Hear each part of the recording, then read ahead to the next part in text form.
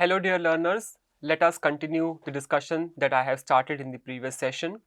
In the previous session, I have talked about the context of public sector organization and how the differences in the character of the public sector organization pose some challenges for the motivation as a concept. Then I have also talked about the meaning, the definition of motivation and how different researchers in the literature have tried to look at the aspect of motivation. And I have started discussing about the measurement tools which are available to measure the motivation level amongst the individuals in the organizations, wherein we talked about job motivation, work motivation, intrinsic motivation, reward expectancy and peer evaluation, the meaning or how they are different from each other, and there are tools available which you can review in the text of Rene Fernandez and Malatesta. In today's session, let's continue on some of the important aspects which are related to work motivation. Now, motivation to join an organization and continue to do work and stay with them, and motivation to work well and continue to do well are two different things. You may want to join an organization and work there, right? And then you should also have a motivation to work well. Then only we'll say that the motivation is leading to performance. You are only motivated to join, but you don't want to stay and put in the efforts in the organization. So it is important for the organizational managers and leaders to find out the ways with which once after people join, they have motivation to join, there are certain mechanisms put in place, there are things in the environment, work environment, which motivate individuals to continue to work well also, right? So there are two different things. You may just like to join the organization but may not be motivated to work. You just want to join the organization, but to do well in the organization, there are certain things that has to be taken care of by the organization and the managers and leaders, which will motivate or direct individuals to work in the direction required to attain the objectives and goals of the organization, right? Important thing is, motivation alone is not sufficient to drive high performance. For example, motivation to join alone, is it sufficient? No. Motivation to work also, contribution in terms of enhancing the performance, directing one's efforts towards the performance is also very important, right? Apart from motivation, another thing which we have discussed in the previous session was ability. Without ability, you won't be able to, even if you are motivated, you may not be able to perform, because ability is something which is required to do work. Example, if the work is given to somebody and that person is very much motivated to do work, but if that person lacks ability, there is no self-efficacy and self-confidence in that person that they can do that work, then motivation alone is not going to work, right? So ability is important. For example, you may have a willingness to do work and you are motivated to do work, right? But if there is ability issue, then the organizational member should look for training aspects. Coach people, provide them guidance, right? So ability is one thing wherein people can be trained on, right? Especially when the new recruits are joining the organization, when they don't have much of clarity on the work expectations or how to do some kind of work. They learn from their social environment, they learn from their seniors, and they get into the training programs. The extensive trainings are given to these people to get accustomed to the culture of the organizations, the work expectations, and how they need to conduct themselves in the work setting. So ability, if it's not there, even if motivation is there, it is not going to lead to the performance. So vice versa is also true. If you are having ability but there is no motivation, so the work outcomes would not be good outcomes, right? So these are some of the important aspects which are related to the concept of motivation that the organizational leaders and managers, specifically I am talking about public managers, that they need to keep in mind, so that they can devise some kind of practices, or they can design some kind of strategies, how they will try to link the efforts of the individuals with the performance by motivating them with the various factors, right? For that, understanding of people in the organization is very, very important. You listen to the perspective of people, you try to understand the expectation and manage their expectations, and then direct their efforts toward the attainment of the goals, right? So with this understanding of the context of motivation and the concept of motivation and related concept and various important aspects to it, let us continue the discussion on some of the theoretical frameworks or theories, or we'll say that the perspectives on the concept of motivation, wherein we will first focus on the need-based perspective on motivation. In text somewhere it is also called as content-based theories of motivation, right? First of all, we will look at the background of this theory, assumptions, what are the authors have taken, and then we will continue with the frameworks review. And once the framework review is done, we will look into the various cases of public sector organization and applicability of these frameworks in the public settings. Now, according to need-based perspectives or the content theories, the assumption is, or the premise is, that the needs deficiency. What are needs? Needs are the basic things that we need, right?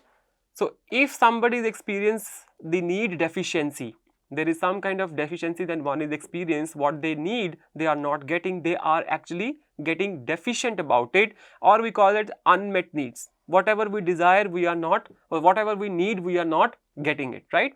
We are expecting that thing but we are not getting it. So, that need is unmet need, or we'll say need deficiency. There is an experience of deficiency in terms of need satisfaction that people have.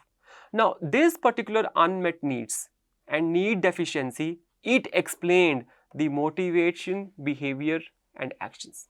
Now, for example, if someone is experiencing deficient about something, deficient need, this particular need will actually motivate that individual to perform some kind of action. For very simple example, let us somebody is experiencing hunger, somebody is hungry. What will you do when you are hungry? This is the deficiency that you are experiencing, that you are hungry and you are now, in order to satisfy this particular hunger need which you are experiencing, deficiency, what you will do, what kind of action you will indulge into? You will look for food which can satisfy your hunger, right? So, when we talk about somebody is experiencing deficiency in some kind of need, for some kind of need, in order to fulfill or satisfy that need, people will indulge into actions. That somebody who is feeling hungry and there is a deficiency of that need, they will be motivated to indulge into the action to look for food or arrange for food and look for the ways with the help of which they can satisfy their hunger need. So, according to the need-based perspectives or the content theories, right, the motivated behavior amongst the individual is explained because of the deficiency of needs experience. They are experiencing some kind of needs deficiency, that's why they are indulging into one or the another behavior. Now, the question arises, what about satisfied needs? Will it continue to motivate the behavior, motivator for behavior? See, let's say once the needs are satisfied, the hunger need is satisfied, will it again indulge, motivate the person to indulge and to find again food, right? See, sometimes what happens is the previously satisfied needs can again become deficient. It's not about that. See, for example, being hunger, it's not that you can only feel hungry once.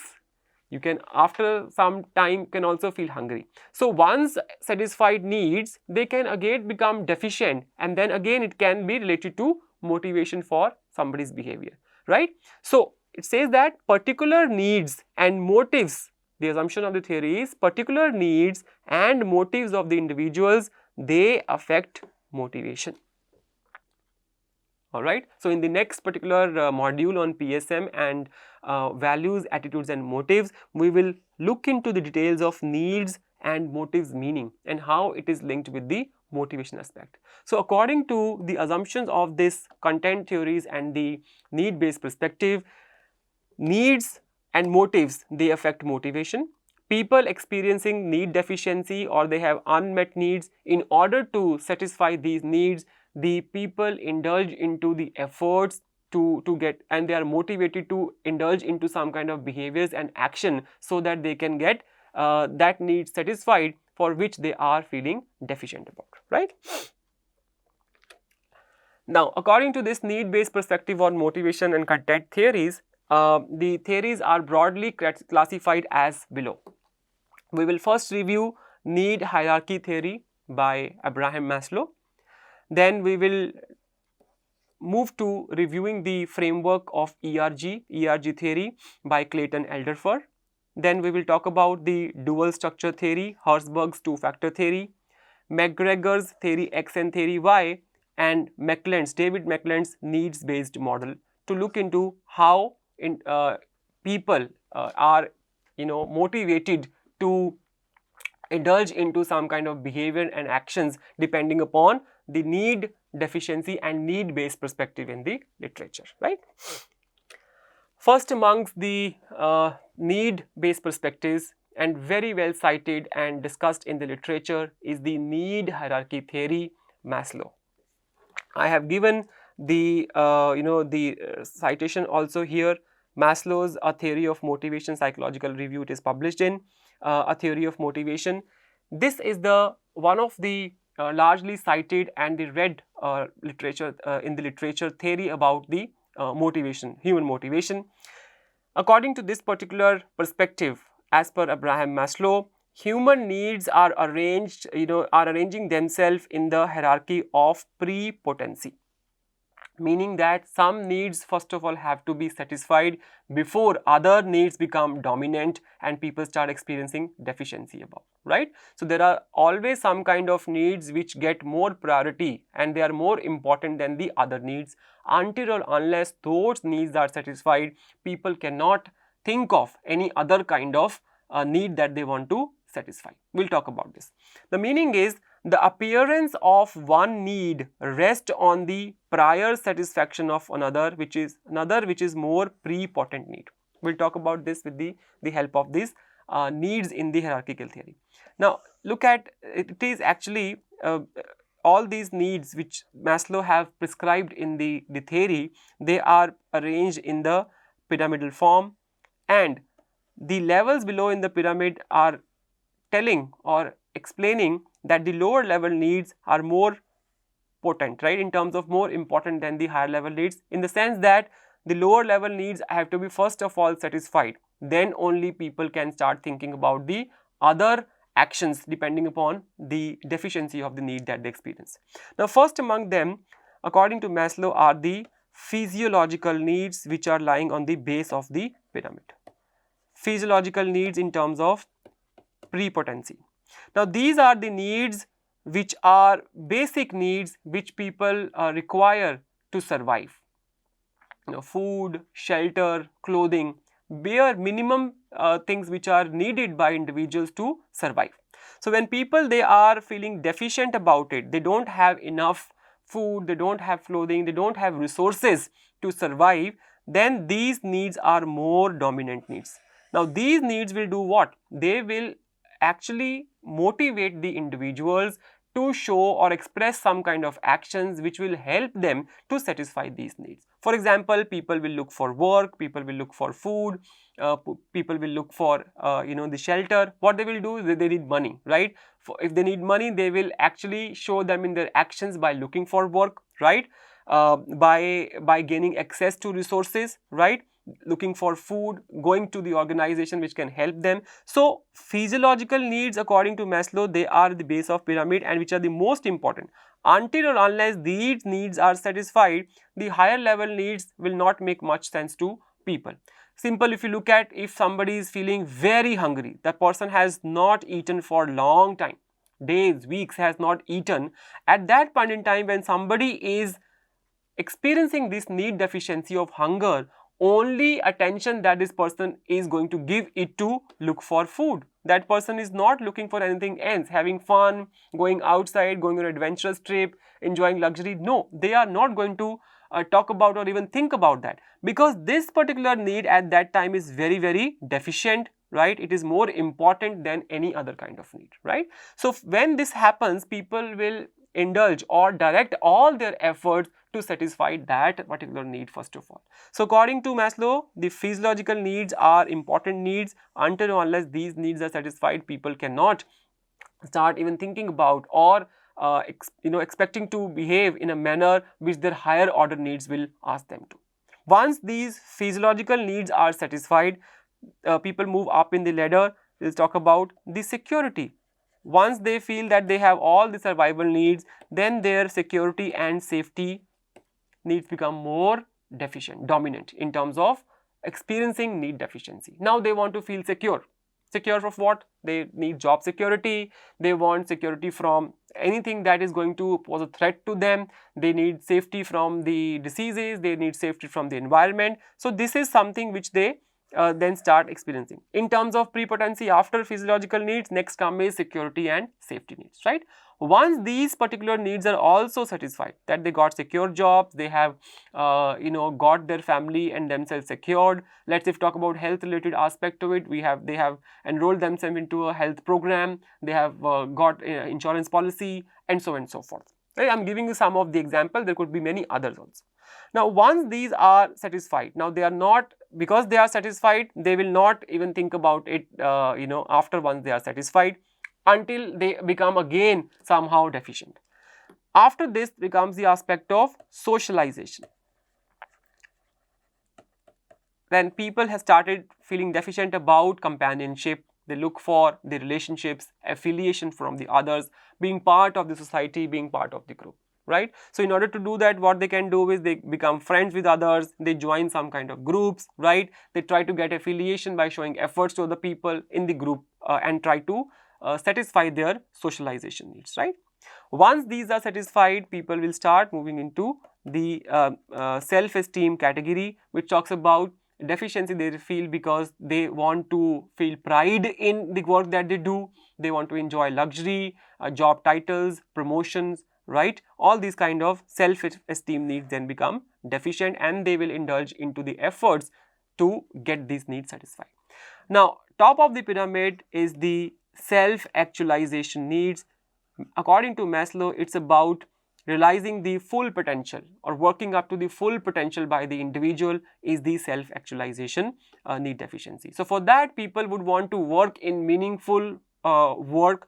They want to get into the contribution which will give them lot of satisfaction, immense pride in how they are contributing. They want to be a part of some kind of challenging projects. They want to contribute to the society, right?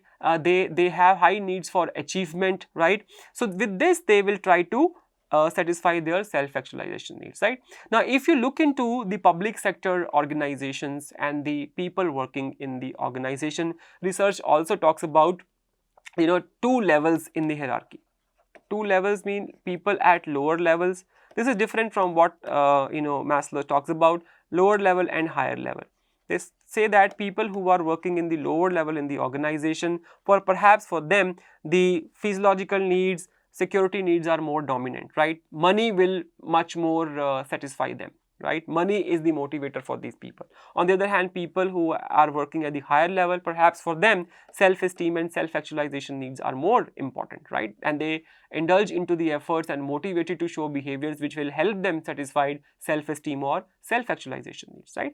On the other hand, there could also be relationship of level, what kind of pay people are getting from their jobs. If people are getting higher level of pay in the organization or lower level of pay in the organization, how their motivational behavior will differ. So lower level people will be motivated by money, right? The materialistic things to get motivated to indulge into behavior, right? On the other hand, people who are working at the higher salary level, right? I'm talking about salary level here, higher salary level, then they will be motivated for their contributions, enjoying luxury, job titles, challenging assignment, meaningful work, and engaging in the meaningful activity and the contribution towards society, right? Literature also talk about, if you look at the public sector organization, largely they say that most of them at the higher level, they will be in the category of self-actualization as far as their contributions towards the society, the meaningful work, the sense of accomplishment, achievement is there in the public sector organization, right? There is also a lot of criticism of this particular theory done by various other researchers. For example, Maslow said that the one particular need will be more deficient at one point in time, there is no other need which will be deficient. But there could be cases when more than one need can be deficient at one point of time, where people have no resources, but at the same time they also feel that they are also not secure, feeling safety. But according to Maslow, the pre-potent needs, the other needs are more important before people start thinking about another needs which are less important, until and unless the lower level needs are satisfied, right? So this is about the contribution of need hierarchical theory. So next need theory in the need based perspective is ERG theory. ERG stands for existence, relatedness and the growth theory. This theory has been given by Clayton Alderfer. I have given the original reference here, paper of Alderfer, an empirical test of new theory of human needs, which was published in Organizational Behavior and Human Performance. This particular theory is proposed as an alternative to Maslow's need hierarchical theory. There are some kind of similarities and then there are differences. We will look into this. If you look at the Maslow's lower level needs, physiological needs and security needs, they are more related to somehow the existence needs proposed by Clayton Alderfer, right? That there are needs which are important for people to exist for their survival, right? Once they are satisfied, then people start thinking about relatedness need, which is more related to the socialization needs of Maslow. And then finally the growth needs, which are more related to self-esteem and self-actualization needs. I am talking about the similarity in some ways. But the ERG theory's assumption is based on simple frustration hypothesis, need satisfaction to strength of the desires. We will talk about this, what is this meaning. Now, if you look at the existence-ness needs, relatedness needs and the growth needs, which are given by Clayton Alderfer, it works on the assumption of satisfaction progression and frustration regression. For example, somebody is experiencing deficiency about existence needs, right? So they will put in the efforts, they will be motivated to direct their efforts and action towards satisfying these needs. So once these are satisfied, they will progress to the next level, which is the relatedness, right? Which is more for social connection, they look for companionship, affiliation and so on and so forth. Once this is satisfied, they will move up in the up in the next level, which is growth level needs. That is talking about growth level needs. So this is the concept of satisfaction and progressions. Once you satisfied at the level, then you will progress to the next level, from existence to relatedness to growth. But there is another important aspect related to this. In case of ERG, let us say if some organization and somebody is trying to satisfy their growth needs, but because of some issues they are not able to get their growth needs satisfied, they become frustrated and they regress to the relatedness needs, right? The needs which they were satisfied earlier become now more, they start feeling deficient about, and they start doing something to increase their involvement in the social groups. They will start having more, gaining more motivation from joining the different kind of groups and take the work with them. So frustration regression means that somebody is not able, even if they are trying hard, not able to get that need satisfied, they will regress to the level.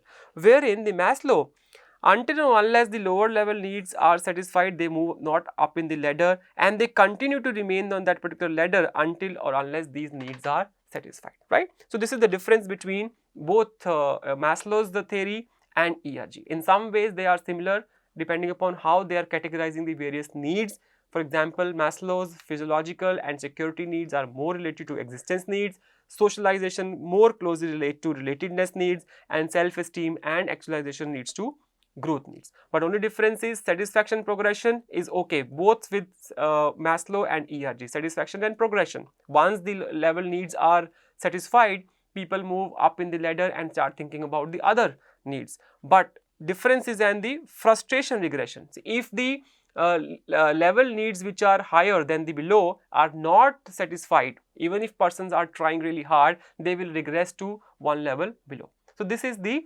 important difference between Maslow's and ERG theory of Clayton Alderfer. Then dual structure theory given by Herzberg and colleagues. I've given the references here also of Herzberg's dual factor theory of job satisfaction and motivation, a review of evidence and criticism published in Personal Psychology, and some of which is also highlighted in the text of which is prescribed for this particular course. Now, according to this particular perspective, job satisfaction,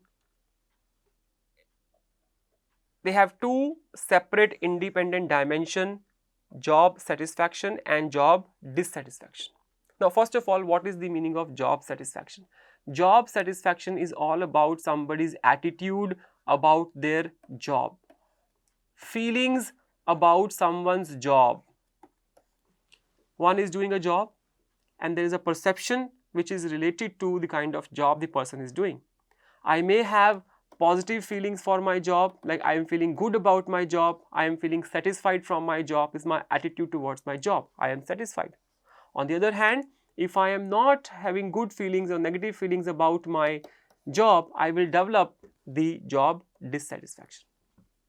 Now, according to dual structure theory and Herzberg's and colleagues, these two dimensions, they are not opposite ends of the same continuum. It is not like on one side we have job satisfaction and other side we have job dissatisfaction. They are not at the same continuum. On the other hand, the author says that they are placed in such a way, I am drawing it here. On one side we have job satisfaction, on other side we have no job satisfaction. One side we have job dissatisfaction and then no job dissatisfaction. So, this is how the continuum works. It is not about exact opposite ends of the same continuum. It is not like job satisfaction one side, job dissatisfaction other side. The theory assumes two different types of factors which affect the motivation. For example, if we look at the continuum of job satisfaction and no job satisfaction, right? I will be either satisfied with my job or I say I am not that satisfied, I am not very satisfied from my job, not satisfied. Job satisfied, not job satisfied. Factors are okay, but I am not satisfied. On the other hand, I have job dissatisfaction. I am completely negative feelings about my job. On the other side, we have no job dissatisfaction. Okay, I am not that dissatisfied, but it is not the condition where I am saying that I am not completely moving towards the job satisfaction. I am not job dissatisfied. Something is missing there, right? So, please understand and keep this thing in mind. I will talk about why these are important for understanding this factor, right? It is not an opposite continuum like job satisfaction and job dissatisfaction. It is like job satisfaction and no job satisfaction, no job dissatisfaction and no job dissatisfaction. Now, theory assumes two different types of factors that affect motivation. One is motivators. They are intrinsic incentives such as interest in work, achievement and higher order needs, which according to authors will always lead to higher job satisfaction. They say that these are the factors because they are intrinsic incentives which gives me much more satisfaction because the kind of work I am doing. Work, achievement and higher other order needs, these are the kind of things which are giving me much more satisfaction. So, motivators always lead to job satisfaction. Okay. Then this also leads to something which says that given the factor that we have of motivators, because they are more internally placed in terms of work within, give me lot of immense satisfaction, right? On the other hand, we have hygiene factors which are intrinsic factor outside external factors. For example, the working condition, the rewards, the behavior of supervisor, these are all beyond my control, right? So, whatever is there in the perception, these are hygiene factors. No matter how much salary I am getting, no matter how good relationships are, I am always be feeling some kind of dissatisfaction from the hygiene factors. That is why I am saying even if some improvement is there, I will say I am not job dissatisfied, but it is not job satisfaction. I am talking about hygiene factors. For example, if you look at the rewards have been increased. So, I am saying I am not job dissatisfied, but something more is required, right? Because it is a hygiene factor, you always want more of this. So, that is why it relates more to the job dissatisfaction factor. Now, what is the very important contribution of this theory is, they say that beyond a point, if you start working on hygiene factors, we will not be able to motivate individuals that will lead them to job satisfaction. Understand this. Hygiene factors can only prevent dissatisfaction, but to increase motivation, motivators are highly essential.